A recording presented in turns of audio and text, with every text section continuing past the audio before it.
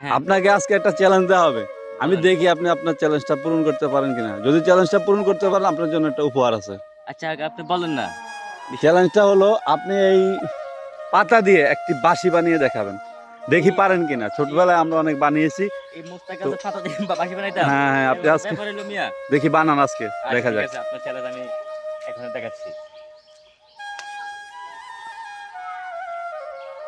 মিয়া ছোটকালে মিয়া কত বাঁশি বানাইছে এরকম ভাবে মিয়া। আপনি মিয়া এটা একটা কোনো কথা হইলো মিয়া? এটা বাঁশি বানাবো মিয়া?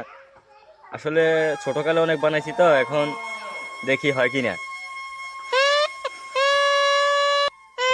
মাশাআল্লাহ, অসাধারণ একটি সুন্দর বাঁশি বানিয়েছেন। তো ভাইয়েরা যারা যারা ছোটবেলায় এরকম পাতা দিয়ে বাঁশি বানিয়ে বাজিয়েছেন অবশ্যই কমেন্ট করে জানাবেন।